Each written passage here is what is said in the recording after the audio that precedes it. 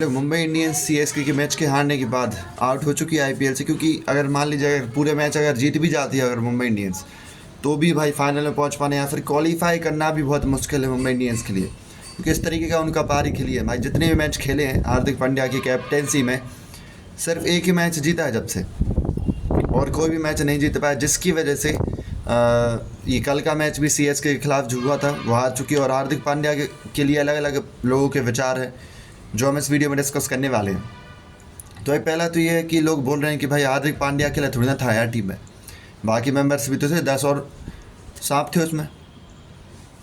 अब किसने डसा है भाई, किसकी वजह से हारे हैं ये तो किसी को पता नहीं है। 10 के 10 नहीं चले हैं, कोई मैच में एक चला है तो कोई नहीं चला है, किसी मैच में कोई भी नहीं चला। जैसे पिछला मैच था, जैसे सूर्या भाव है, सूर्या भाव हर एक मैच में ही नहीं चले, सिर्फ एक मैच में उनका 50 आया बस, और किसी भी मैच में उन्होंने अच्छा प्रदर्शन अभी तक नहीं दिया है। दूसरा अगर किया जाए तो तिलक वर्मा है, तिलक वर्मा ने अच्छी पारी खेली है, बोल सकते हैं अपन। बढ़िया है, सेंचुरी भी उनकी आई है, तिलक वर्मा की सेंचुरी आई है, 45 गेंदों में आया उनका सेंचुरी, तो उनका भी बढ़िया है तिलक वर्मा का। और भाई अगर देखा जाए तो नमन धीरी भी बहुत कंसिस्टेंट रहे हैं। अब चूँकि उनको लास्ट में फिर जो लास्ट के कुछ मैचेस में 2-3 मैचेस में स्टार्टिंग में लाया गया है, मगर पहले तो वो लास्ट में ही खेलते थे, बाद में ही खेला करते थे, है ना। तो अभी उनका इम्पैक्ट जो उतना अच्छा नहीं है। वह सबसे बड़ी बेइज्जती की बात तो यह है कि नमनधीर थे तो उसमें कल की टीम में भी थे नमनधीर, उन्हें और 3rd नंबर पर आए भी, तीसरे नंबर पर।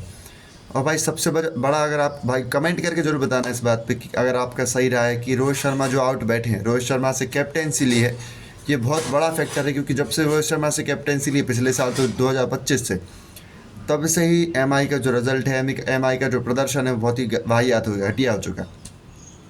तो भाई हम डिस्कस कर रहे थे हार्दिक पांड्या के ऊपर। हार्दिक पांड्या के बारे में बोला जा रहा है कि भाई अकेला थोड़ी ना, 10 जन और हैं, तो हार्दिक पांड्या अकेला क्या कर ले? तो अकेला भी तो कुछ नहीं कर रहा ना यार, वो अकेला क्या कर रहा है बता, क्या किया उसने? कल के मैच में देखो आप, बॉलिंग करी है, बॉलिंग ठीक ठाक थी, हाँ मान रहा हूँ मैं, ठीक ठाक थी बॉलिंग। बॉलिंग को छोड़ दो, अगर भाई बैटिंग अगर देखा जाए तो हर एक मैच में बैटिंग देखो, कहीं पे भी अच्छे रन नहीं है। कल तो फिर वो 10 ओवर के पहले ही आ गया था भाई हार्दिक पांड्या। कल के मैच में जो शुरुआत हुआ था, शुरुआत के बाद जैसे विकेट्स गिरते गए शुरुआत में, तो टॉस जीतने के बाद हार्दिक पांड्या ने बैटिंग चुनी, पहली बात ये। और बैटिंग चुनने के बाद इस तरीके से उनका प्रदर्शन रहा कि कितने 23 या 24 गेंदों में, 24 गेंदों में 18 रन पे खेल रहे थे। स्ट्राइक रेट देख रहे हो भाई, 78 का स्ट्राइक रेट। ये हालत है हार्दिक पांड्या की। तो अगर कोई बोल रहा है कि हार्दिक पांड्या की गलती नहीं है इसमें, 10 और बंदे थे, 19 रन क्यों नहीं बनाए, तो ये भाई गलत है।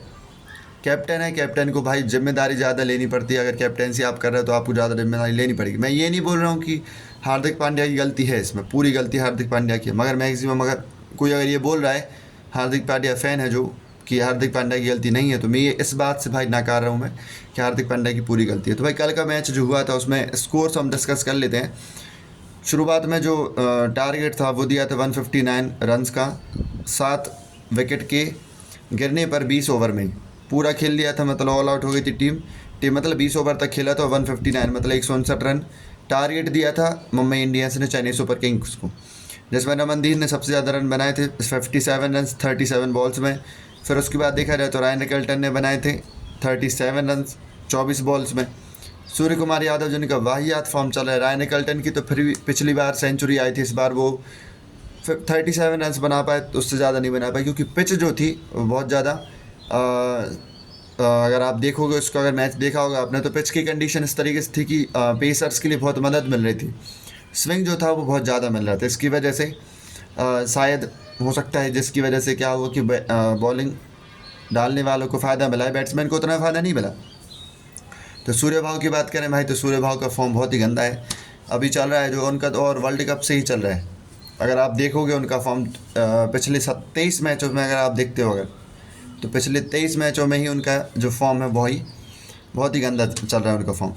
उसके बाद देखा जाए सूर्य कुमार यादव ने 21 रन बनाया 12 बॉल में, फिर हार्दिक पांड्या ने 18 23 बॉल में, बाकी सब ने कोई रन नहीं बनाया, बहुत कम 1-2 रन ही बनाए बाकी, और किसी ने नहीं बनाया।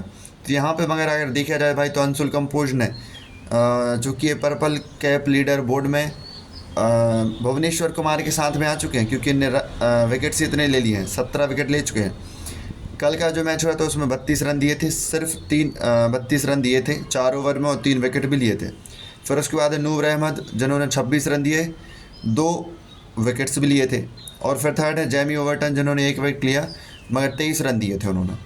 ठीक है, ये इनकी कहानी, मगर उन्होंने बहुत बढ़िया बॉलिंग करी थी भाई कल के मैच में। इसके बाद देखा जाए तो भाई सुपर किंग्स की बारी आती है। चेन्नई सुपर किंग्स की जो सेकेंड इनिंग थी उसमें किसने कितना रन बनाया और कितने जल्दी चेस कर लिया। तो भाई 160 रन, 2 विकेट सिर्फ गिरे थे चेन्नई सुपर किंग्स के बस, और पारी जीत गए थे। तो ऋतुराज गायकवाड़ ने नॉट आउट गए थे भाई, ये 67 रन बनाए थे इन्होंने 58 बॉल्स में। कार्तिक शर्मा ने भी बनाए अच्छे रन कल, चूँकि इनका फॉर्म पहले इनके ऊपर बहुत इन्वेस्टमेंट भी किया है सीएसके ने, और उतना अच्छा प्रदर्शन पिछले मैच उसमें नहीं रहा, और कल के मैच में इनका भी स्कोर बहुत अच्छा रहा, 54 रन 40 गेंदों में। स्ट्राइक रेट उतना अच्छा नहीं है मगर फिर भी अच्छा है, ठीक ठाक है। उर्विल पटेल ने बनाए भाई 24 रन 12 बॉल में, इनका 200 का स्ट्राइक रेट था। संजू सैमसन भाई मेन काम तो उर्विल पटेल ने कर दिया है, जिस तरीके से आके उन्होंने 200 के स्ट्राइक रेट से खेला है उससे भाई बहुत हौसला बुलंद हो जाता है टीम का। संजू सैमसन है, उन्होंने 11 रन बनाए 9 गेंदों में, और जसप्रीत बुमराह ने इनका विकेट ले लिया था, रैंडी कट्टन ने पीछे हड़प लिया था इनको। और अगर बॉलर्स की बात करी जाए तो भाई जसप्रीत बुमराह को 1 विकेट मिला था अपनी स्पेल में, और 20 रन इनको पड़े थे। फिर इसके बाद है गजनफर ने 1 विकेट लिया था, 40 रन दिए इन्होंने, ये थोड़े महंगे साबित हुए। और प्लेयर ऑफ द मैच मिला ऋतुराज गायकवाड़ को, क्योंकि उनका स्कोर बहुत अच्छा था, 67 रन थे, और विनिंग टीम के वो कैप्टन थे इसलिए भी। माइलस्टोन ये है कि Kartik Sharma register his made in IPL 50, मतलब कि IPL की जो पहली 50 वो कार्तिक शर्मा के द्वारा कल मारी गई। तो ये भाई इनका रिकॉर्ड है, माइलस्टोन है, जो पहले सेंचुरी इनका, हाफ सेंचुरी। इसके बाद देखा जाए तो भाई टॉस के साथ जो मुंबई इंडियंस ने क्या किया था कि प्लेऑफ्स की जो रेस थी उसमें हार गए थे। प्लेऑफ्स में उनके बिल्कुल भी उतने खास रन नहीं बने थे मुंबई इंडियंस के, जिसकी वजह से उनका स्कोर जो है उतना बढ़िया अच्छा नहीं बन पाया। तो ये था भाई कहानी कल की मुंबई इंडियंस और हार्दिक पांड्या की कहानी मुंबई इंडियंस की तरफ से। और कल के मैच में बहुत सारे इंसिडेंट्स भी देखने को मिले अपन को, जहाँ पे रोहित शर्मा ने भी इशारा करके बताया था कि स्पिन को लाए और फिर तुरंत ही आउट हो गया। तो भाई ये होता है एक्सपीरियंस बोलता है, सब बोलते हैं कि एक्सपीरियंस ही होना चाहिए।